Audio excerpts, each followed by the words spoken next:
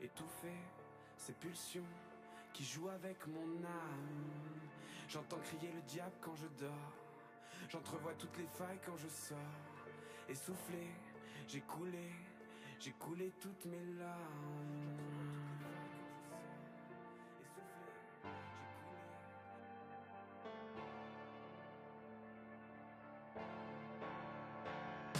Je reconnais la forme de la peur en marche. Je reconnais les armes de nos oligarches. Agiter les extrêmes comme une évidence est fait. Dessiner nos égaux de leur arrogance c'est fait. Je reconnais l'esquive et les faux semblants. Je connais les dérives de ces hommes blancs. Je reconnais l'absurde de notre Occident. Vider tous les sous-sols jusqu'à épuisement. Le marché sans visage nous a corrompus. Le mal nous dévisage une peur inconnue.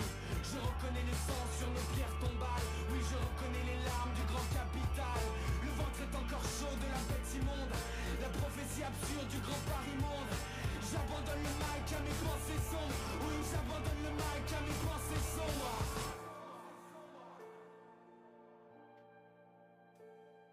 Je reconnais les marques sur mon corps, le poids de mes absences face à l'or.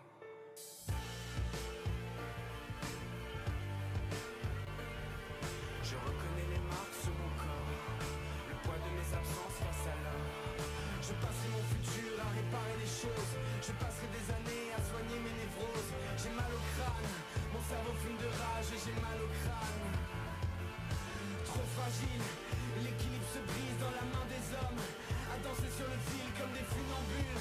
Le réveil sonne, Bipède a du mal à digérer la pomme. Trop fragile, l'équilibre se brise dans la main des hommes.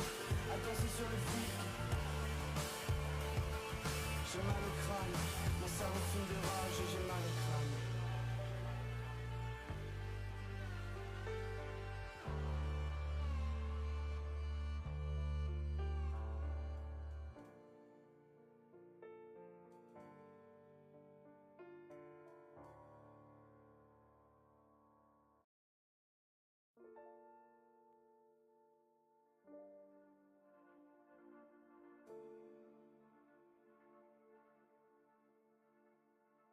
L'équilibre, tout est une notion d'équilibre.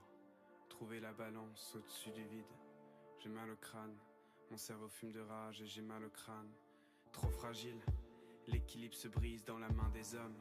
À danser sur le fil comme des funambules. Le réveil sonne, Bipède a du mal à digérer la pomme. Je reconnais des fous dans un parlement.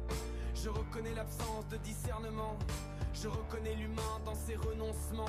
Vous connaîtrez l'odeur de ses châtiments. La terre ne nourrit plus, les hommes en sont sains. La mer ne sourit plus d'un amour sans fin. Applaudir toutes les banques pour les encenser. Pourtant l'avenir est au point mort pour les gens sensés. Je reconnais les flammes des abus passés. Oui, je reconnais les larmes du péché sacré. Le jour est encore rouge sur nos damnations. Nos joues toujours sont vierges de la vraie sanction. J'ai perdu tous mes frères dans leur complaisance. La politique se nourrit de leur allégeance. Je reconnais les miens quand la furie tombe. Les bandits s'affranchissent dans le jeu des ombres sombres. Je reconnais les marques sur mon corps, le poids de mes absences face à l'or. J'irai tout seul, tout seul, tout seul dans le calme. Étouffer ces pulsions qui jouent avec mon âme. J'entends crier le diable quand je dors. J'entrevois toutes les failles quand je sors. Essoufflé, j'ai coulé toutes mes larmes.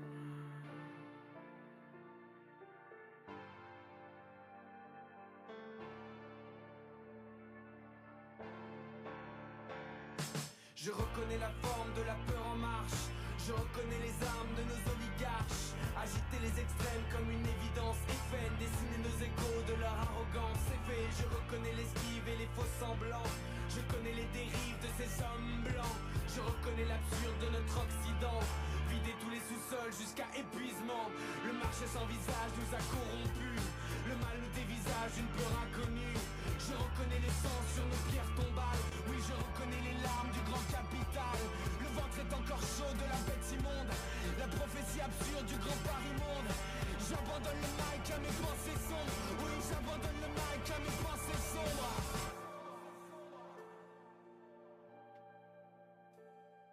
Je reconnais les marques sur mon corps. Hello, hello, hello. Un petit live aujourd'hui tranquille avec, dans l'idée, hein, c'est 3 parties analysées. En fait, j'en ai rajouté une, donc il y en aura 4, mais c'est relativement rapide. Je veux pas que ça dure très longtemps parce que l'objectif c'est pas de donner énormément d'informations en même temps, c'est surtout que ce soit relativement clair et simple à comprendre et à appliquer.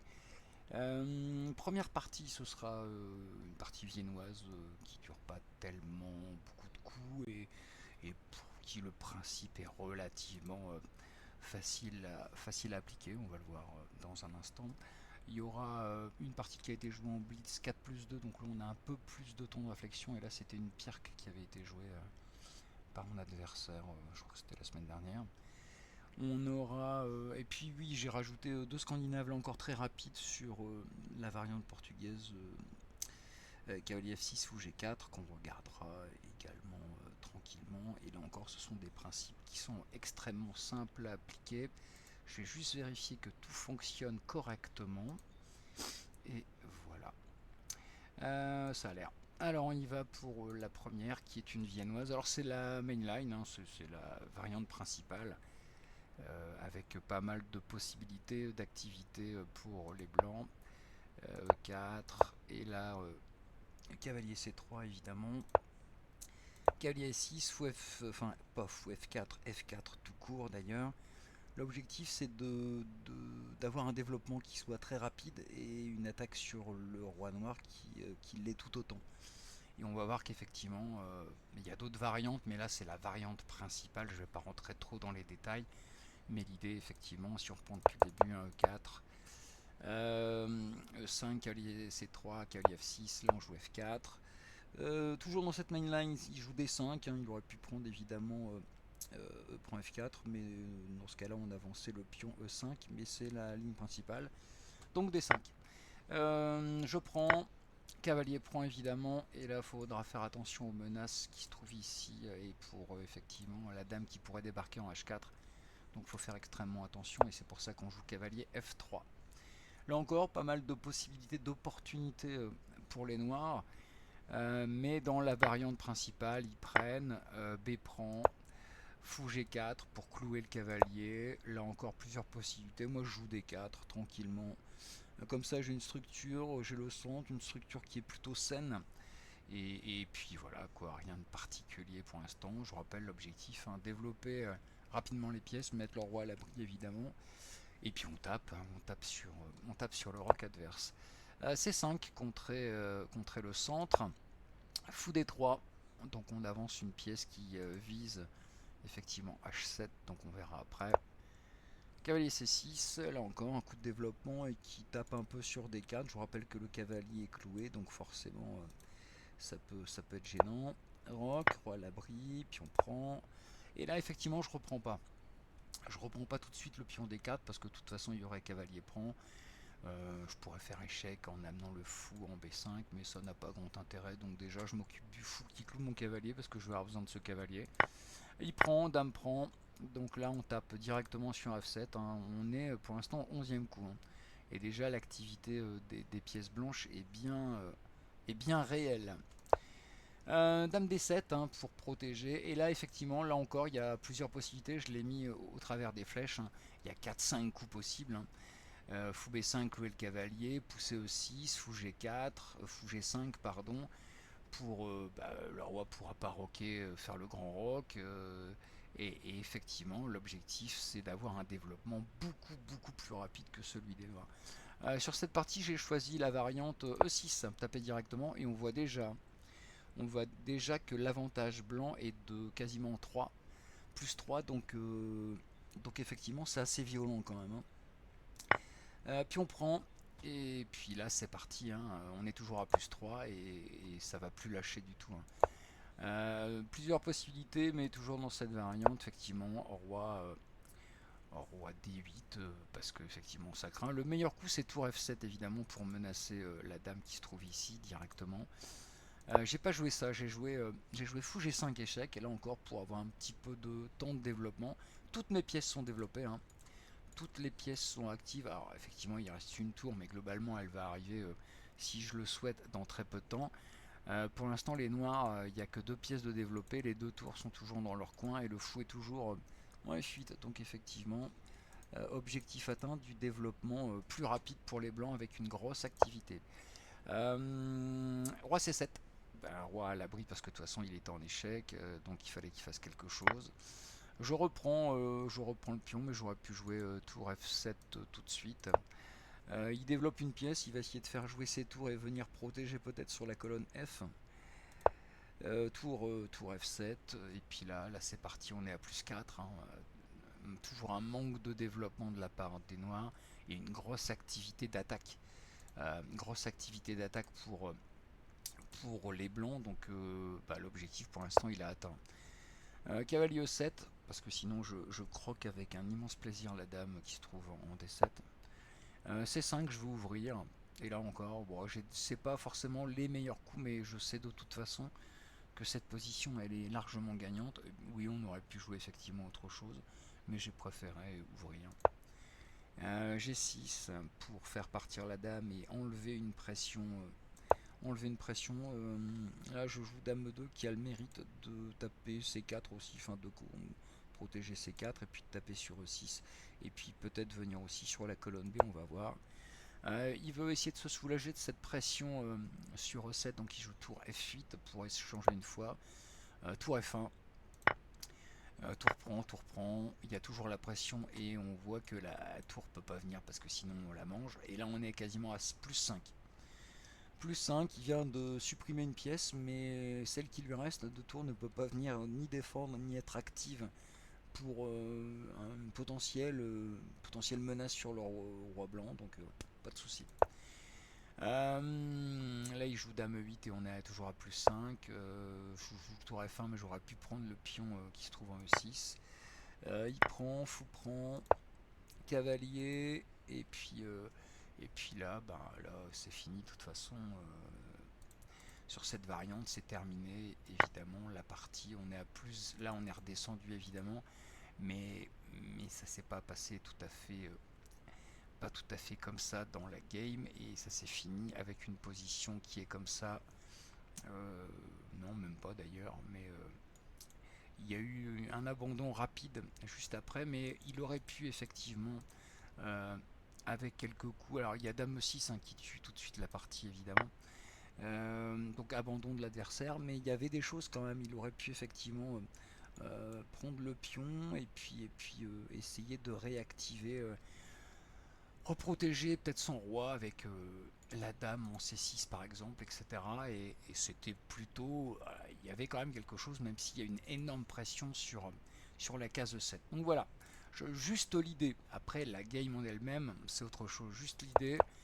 On joue E4, E5 variante principale, cavalier C3, cavalier F6, F4 et puis D5, et là c'est parti, ça commence. Donc le principe, développer les pièces rapidement, notamment avec un fou en D3. Fou B5 est aussi jouable. Et puis balancer quoi, mais balancer proprement, enfin c'est fait, j'allais dire c'est fait consciemment et avec sérieux. Enfin, on balance pas pour dire balancer. C'est balancer, mais structuré quand même. Fou prend avec une pression sur F7, je l'ai déjà dit. Et puis là c'est terrible. Hein, voilà. Ça, c'est la viennoise, variante classique standard. Et c'est la main line. Voilà. Donc, ça, c'était la première partie. Avant d'attaquer la deuxième partie, je vais faire salut Chessdexter. Welcome. Welcome. Je vais faire une petite pause rapide parce que je vais simplement aller me faire chauffer un café. J'ai fait pas mal de réglages avant parce que j'avais quelques mises à jour à faire. Donc je vais revenir dans quelques instants. Je vais simplement mettre la position de la deuxième partie, qui est celle-ci où là encore j'ai les blancs. Et on va voir qu'il y a là encore pas mal de possibilités. Je vais couper le micro et je reviens dans quelques instants pour la deuxième game.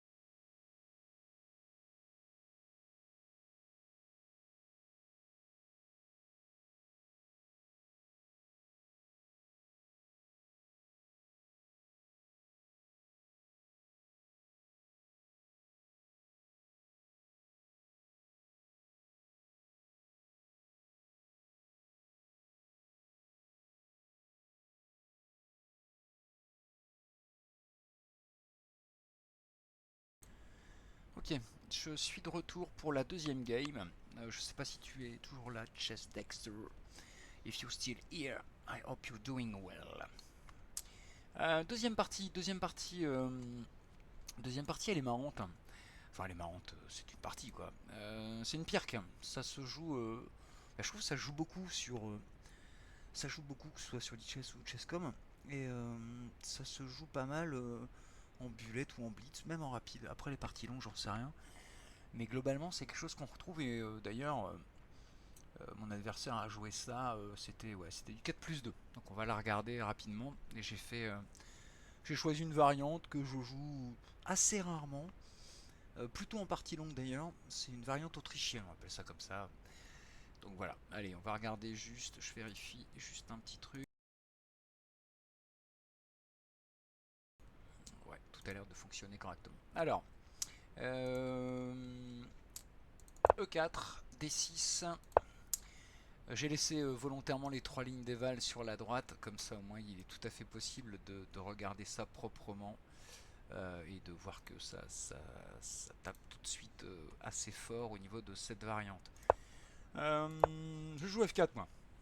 Ah oui, je suis un grand fan. Donc on voit que la jauge, c'est effectivement rien de particulier pour l'instant. On est sur un début de partie, d'ouverture même, qui est assez standard, assez classique. Fou G7, cavalier F3, cavalier F6. Ah oui, deux grandes possibilités. En blitz 3+0 ou en bullet, je joue de temps en temps E5, ouais, même souvent E5. Sinon, là, j'avais joué D4 pour effectivement faire cette variante un peu particulière, variante d'attaque. Hein. Variante d'attaque, tout ce qui est de plus violente.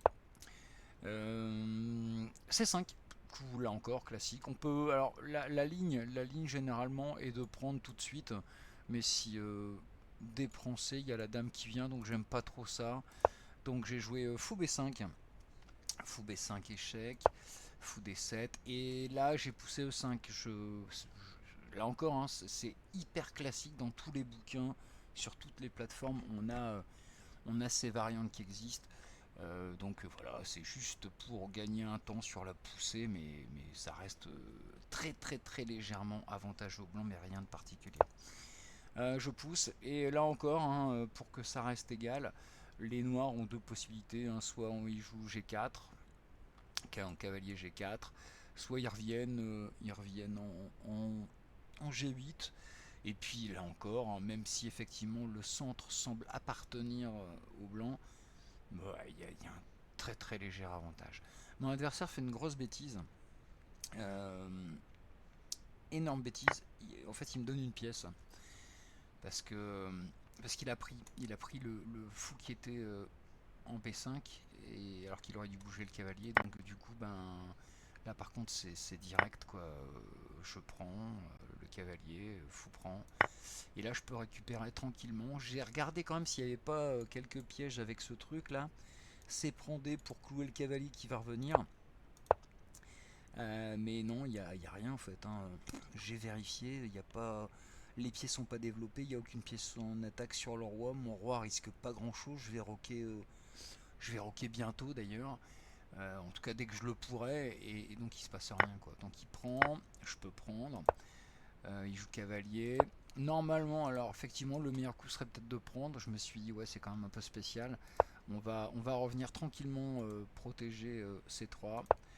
Là, il m'empêche de roquer évidemment parce qu'il y a la dame en B6. Je joue cavalier D5. Alors fourchette, il n'y a rien de grave, rien de particulier, mais peut-être je peux prendre son fou. En tout cas, la dame doit bouger. Il remet un petit échec, et là, je me dis qu'on va échanger. Hein. De toute façon, on peut échanger les dames s'il le souhaite, et voilà quoi. Évidemment, il n'échange pas parce qu'il a déjà une pièce de retard.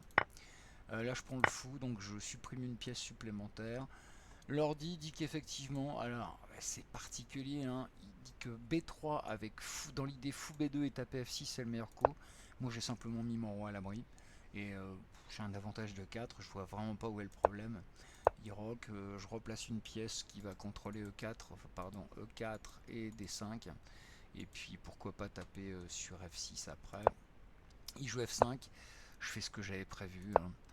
Et puis là c'est pareil, l'idée c'est F6 hein, qui est faible, avec pourquoi pas une fourchette qui va arriver ici. Donc il met la tour en E6 pour protéger la case. Il faut que je développe ma dernière pièce pour faire arriver une tour. Il joue ça, effectivement il a oublié que la case F6 n'était plus protégée qu'une seule fois parce qu'il a peut-être voulu échanger les cavaliers, ou je sais pas ce qu'il a voulu faire. Et donc là du coup je gagne une qualité et puis là c'est voilà, il abandonne. Terminé. Mais en tout cas, l'idée sur une pirque qui après où il a joué C5, cette variante qui est donc je rappelle un E5 très bon coup, enfin bon coup, hein, ou alors D4 qui va effectivement nous amener sur une variante qu'on appelle autrichienne qui est très très dynamique. Après il faut faire attention mais voilà, les blancs ont 3 pions au centre.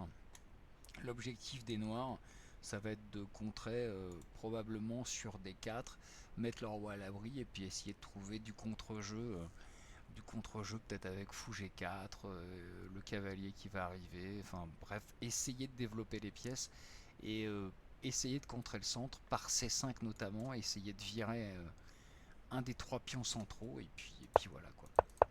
Donc voilà la partie. Donc c'est juste sur une erreur hein, que ça s'est gagné.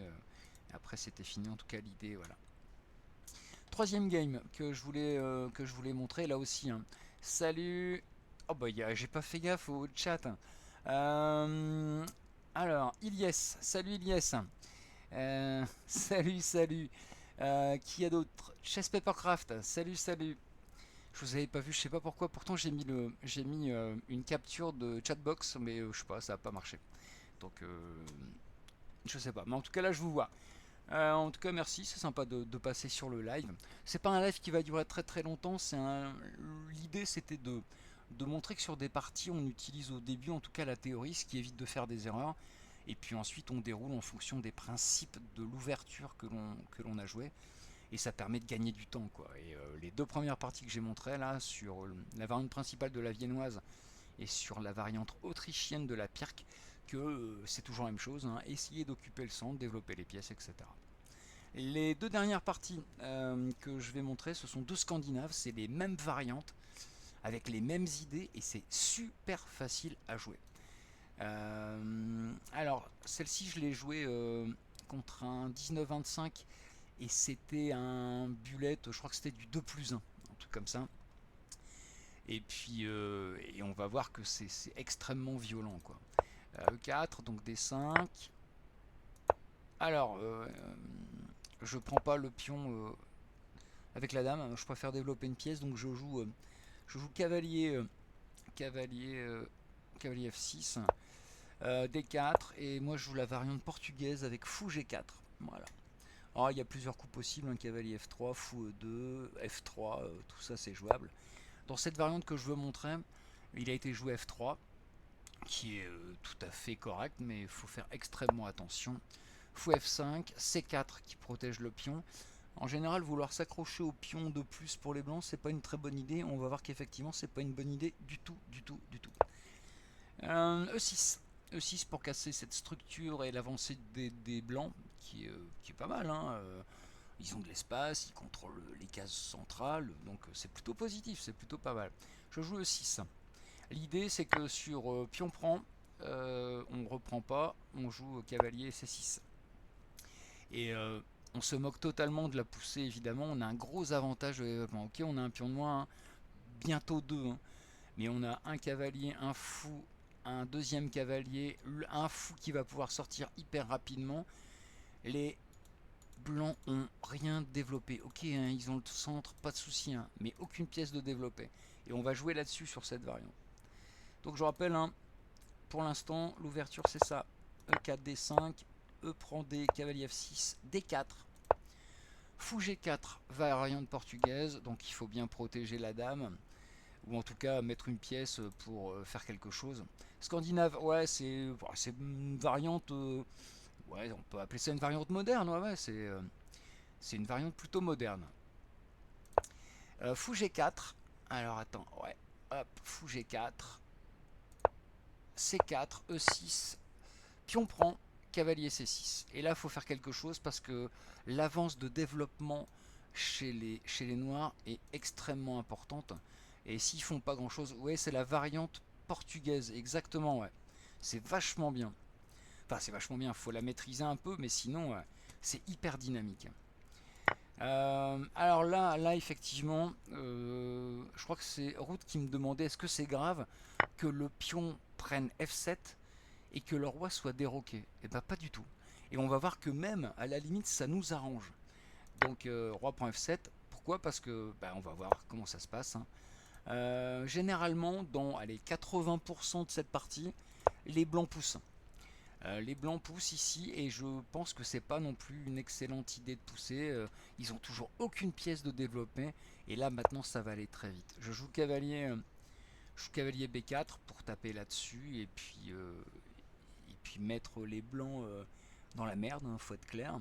Donc ils ont toujours aucune pièce de développer. Ok, cavalier A3 qui protège effectivement la case C2. Fou C5.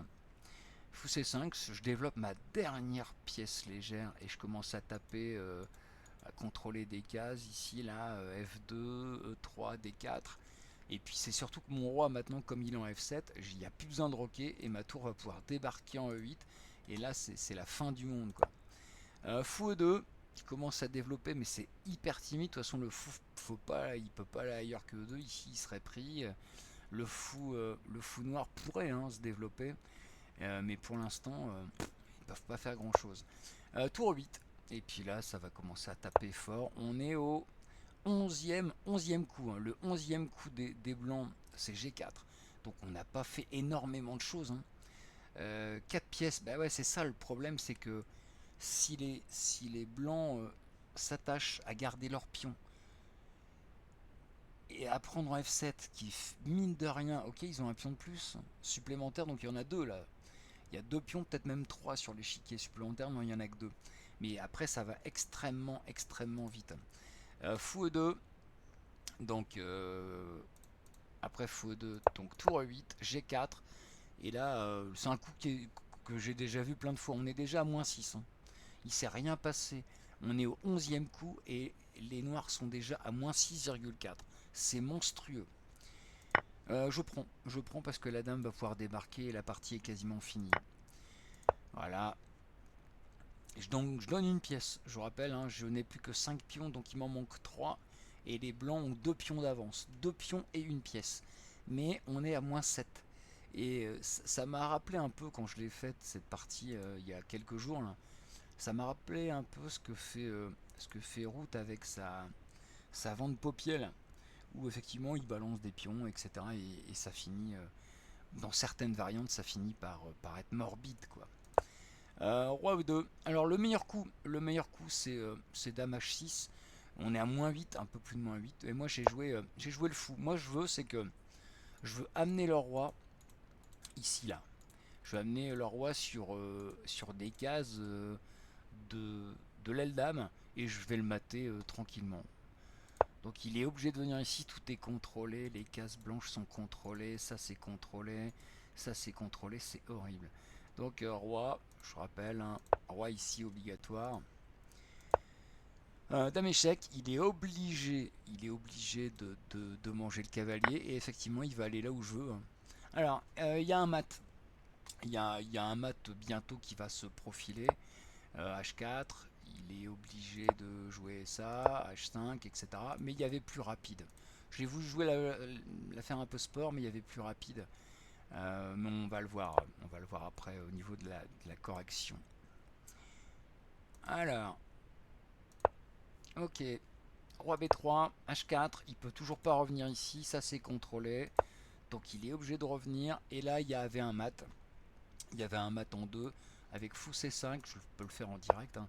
Fou C5, si roi mange dame B6 et il y a mat.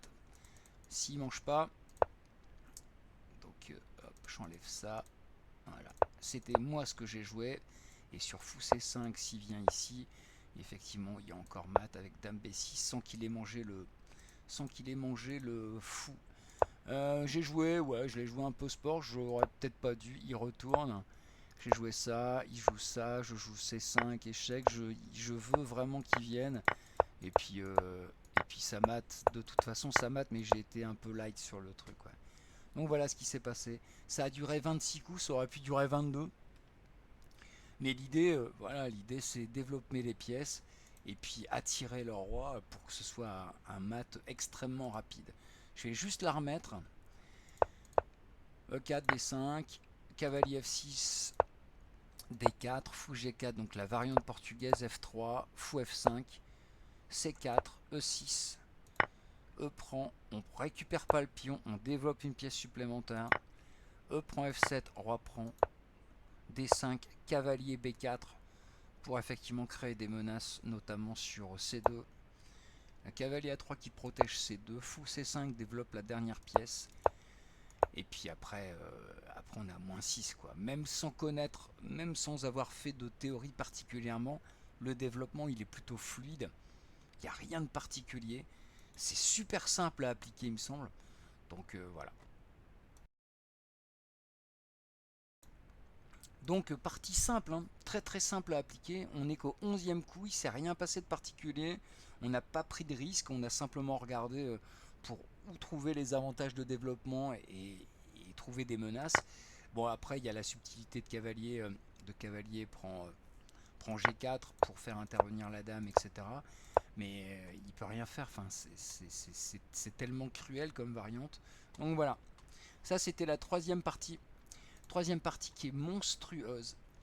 Peut-être dans une partie rapide tu feras le mat. Oui, oui, je pense qu'effectivement là c'était. Là on était en. Je crois que c'est du 1 plus 1. Mais parce que je vois que mon classement est de 2055, donc ça doit être c'est du bullet, hein, c'est du 1 plus 1 je pense. Donc voilà. Mais même en blitz, je pense que même en blitz, fou C5 il est obligé de prendre dame B6 et c'est mat quoi. Donc ça dure ouais, allez, 22 coups. Hein. Donc c'est waouh, c'est quand même assez violent. Donc ça c'était la troisième game. Et puis on va regarder la dernière, qui est la même variante, mais j'ai procédé un peu autrement. Là on était sur Chesscom je crois. La première partie c'était Lead Chess et les autres ça devait être Chesscom. C'est la même idée, c'est juste voilà, il n'a pas joué tout à fait pareil. On est toujours sur la variante portugaise avec fou G4, F3, fou F5, C4, toujours E6. Mais 80% des parties où on a cette structure, là je reviens dessus là, sur fou G4, 80%, allez peut-être pas 70%, les gens jouent F3. Et peu importe le niveau, hein, que ce soit du 2100, du 1800, du 17, du 19, l'idée c'est de... Alors que fou E2 c'est nettement moins pénible en tout cas, même si les noirs ont des coups évidemment. Là c'est vraiment... enfin, ça tue quoi. Donc il a joué exactement pareil, C4, E6, cavalier C6, on développe une pièce, il a pris un F7, D5, cavalier. C'est la même chose. Et là il a joué fou D3. Fou D3, alors pour quelle raison, on ne sait pas, mais en tout cas ça tue hein, direct. Mais on prend pas. Ça c'est une pièce gratos. Hein. Le fou c'est une pièce gratos. On la prend pas. On est toujours sur le principe du développement. Fou E2, on est à moins 5. Et là ça joue fourchette entre tours. Mais c'est pas tant la fourchette qui est intéressante. C'est juste parce qu'il peut plus rien faire avec le roi. C'est terrible. Dame A4 pour essayer de revenir ici. Pourquoi pas essayer de titiller le roi qui est sur la 7ème. Mais il manque tellement de développement et de temps que c'est terrible. Voilà, la tour pour rigoler. G4 et on est toujours sur ce principe du cavalier prend G4 pour faire intervenir la dame dans le combat. Le meilleur coup leur dit que c'était dame D8 mais évidemment c'est mort. Quand on regarde le score c'est terrible. Et là on joue la dame. Toujours dame H4 et il y a deux menaces. Menace effectivement de mat direct ici et puis il va y avoir d'autres menaces qui peuvent être en H2 etc. Et là il y a abandon quoi, parce qu'il n'y a plus rien à faire de toute façon.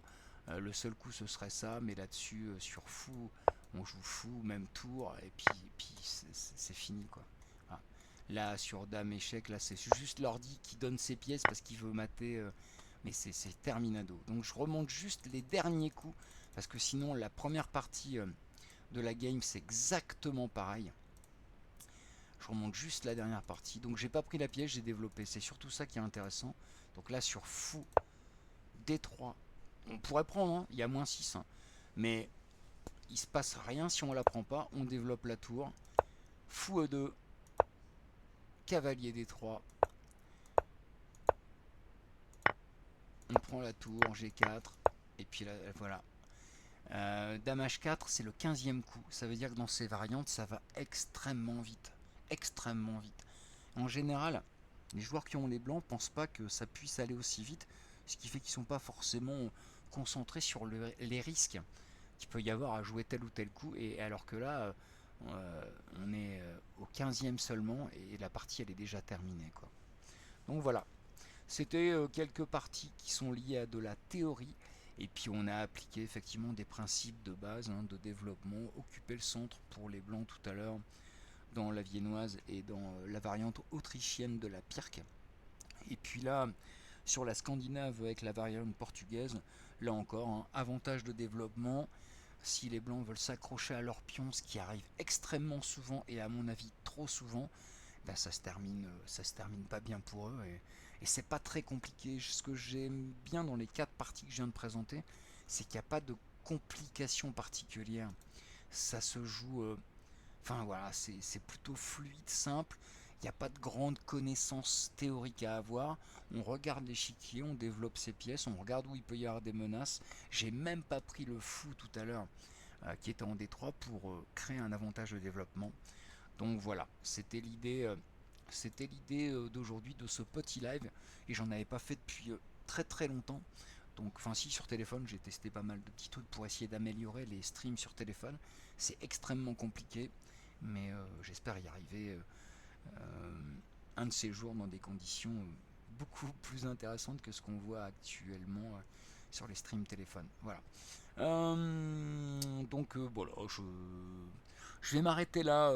J'ai vu qu'il y avait Bebe qui était qui est en ligne. Donc je vais peut-être faire. Alors je vais essayer. Ça fait longtemps que je l'ai pas fait. Je suis pas sûr que ça fonctionne. Je vais essayer de faire un petit raid sur la bebeverie. Et puis je vais passer. On va passer la voir. En tout cas, merci à ceux qui sont passés. C'était très sympa. Je peux remettre d'ailleurs l'étude, le lien de l'étude où il y a les 4 parties. Je vais le remettre dans le chat, et puis on fera un petit, si ça vous intéresse. Hein. Voilà, c'est le lien de l'étude, c'est sur l'ICHES, et les 4 parties sont répertoriées dans ce même dossier d'étude. Petit raid sur Bebe, et puis voilà. Voilà. Merci pour le follow. Merci Streaming Ad. Merci pour le follow. Je suis désolé, on va sur la Bebeverie, qui est une excellente streameuse, on s'éclate tout le temps. Merci d'être passé, merci d'avoir follow, merci d'avoir suivi. Si vous voulez regarder les 4 parties que j'ai présentées cet après-midi, vous pouvez le faire. J'espère que ça sera utile et que vous pourrez appliquer ça, en tout cas si vous en avez envie, et que ça vous donnera des idées pour vos games. On va sur notre cher Bebe, et puis je vous souhaite de passer une excellente après-midi. Vous lui faites un petit coucou de ma part, et puis à bientôt. Allez, ciao ciao.